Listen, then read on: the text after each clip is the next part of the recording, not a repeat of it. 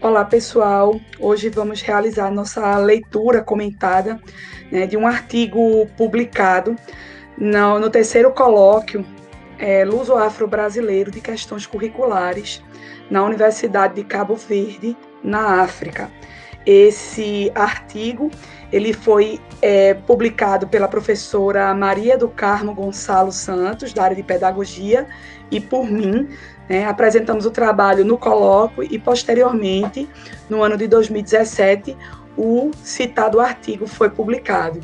Trata-se de uma iniciativa nossa de abordar o termo ideologia de gênero, tão comum, principalmente entre os anos de 2000 e de 2015, né? Quando esse termo foi veiculado pelo país, né, veiculado no país como algo, né, extremamente pejorativo, né, e extremamente nocivo ao contexto histórico do debate sobre gênero. Tá?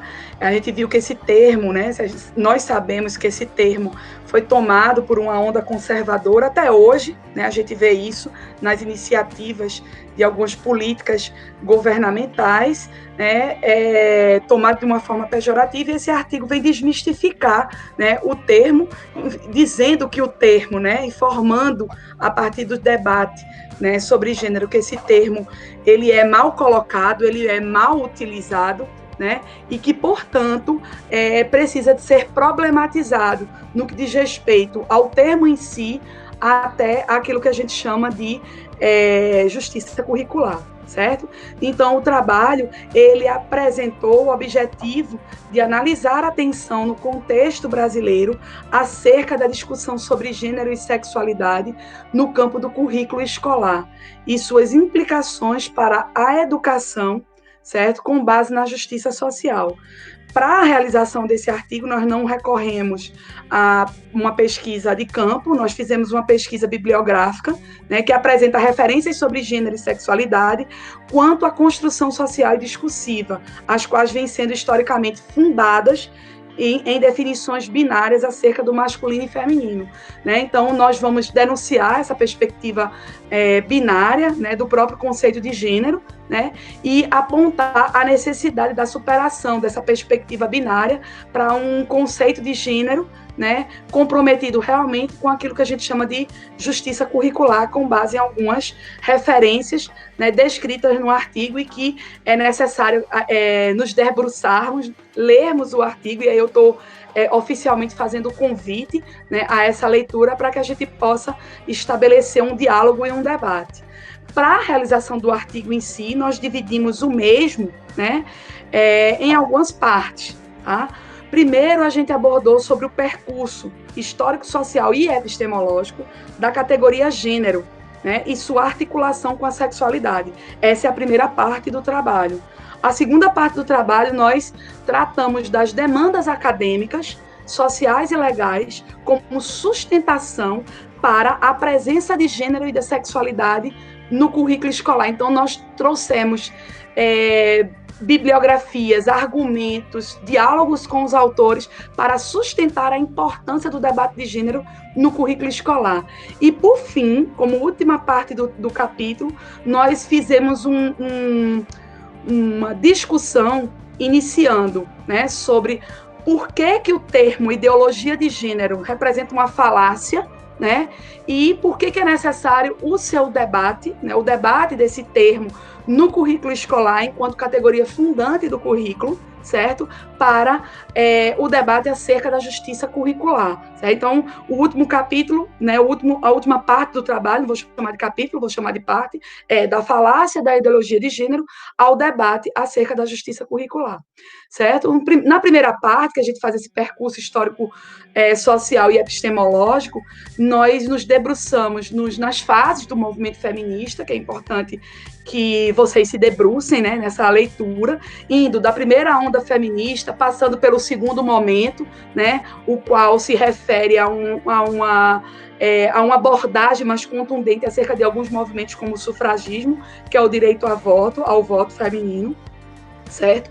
Depois a gente passa para a terceira fase, que é a segunda onda feminista, em que o movimento ganha um sentido mais político, né, até chegar no final da década de 70, início da década de 80, no conceito de gênero enquanto categoria histórica, né, de análise a partir da própria Guacira Lopes Louro e a partir também, né, de alguns outros conceitos, de algumas outras autoras, né, que são autoras e militantes, que vão abordar o conceito de gênero. Inicialmente, né, surgindo para diferenciar, né, sexo, né, enquanto uma categoria biológica, né, para gênero enquanto uma construção social, mas posteriormente trazendo uma perspectiva relacional entre o masculino e o feminino e, por fim, trazendo aquilo que a gente chama de um conceito mais atual de gênero, que é trazido pela Judith Butler, dentro de uma perspectiva, né, de performatividade de gênero, onde ela busca superar a perspectiva binária de homem para um lado, mulher para o outro, mas trazendo as diferentes formas de ser homem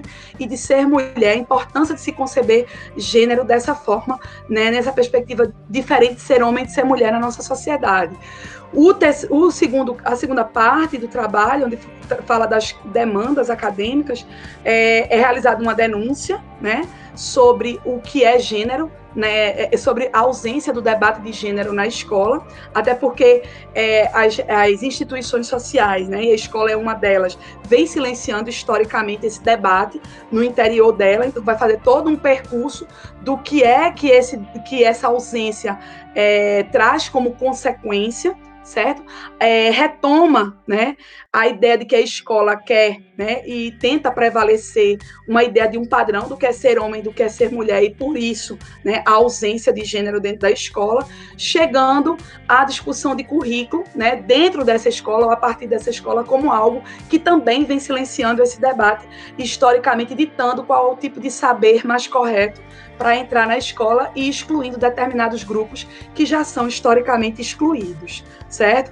Então, esse capítulo vai mostrar, né, de uma forma contundente a necessidade do debate, né, teoricamente, né, e na prática também, no que diz respeito à necessidade de abordar esse debate no interior do currículo da escola. Traz um pouco o conceito também de ideologia, né?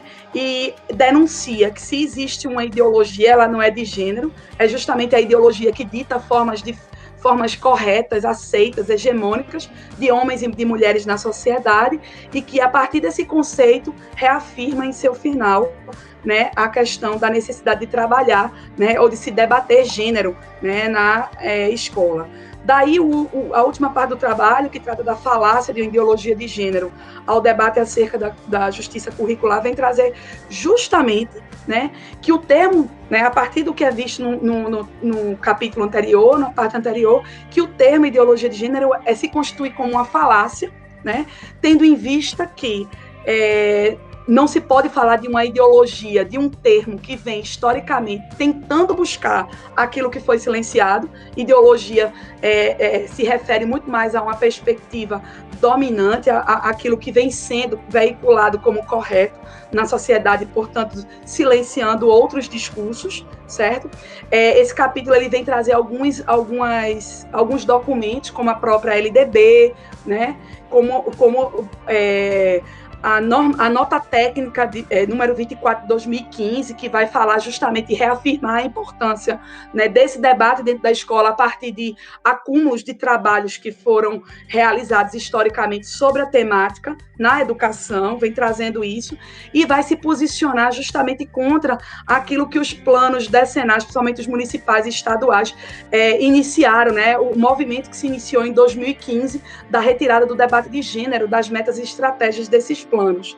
E, por fim, vai resgatar o conceito, né, de justiça curricular a partir de Santo Tomé, certo? Trazendo justamente que, para se haver justiça curricular, é preciso resgatar o conhecimento, né, e o acúmulo, né, sobre o conhecimento desses grupos que foram historicamente excluídos da escola e que, portanto, né, se sentem fora da escola. Então, eu convido a todos e a todas para realizar uma leitura, né, do artigo e a gente poder dialogar francamente, né, sobre esse assunto.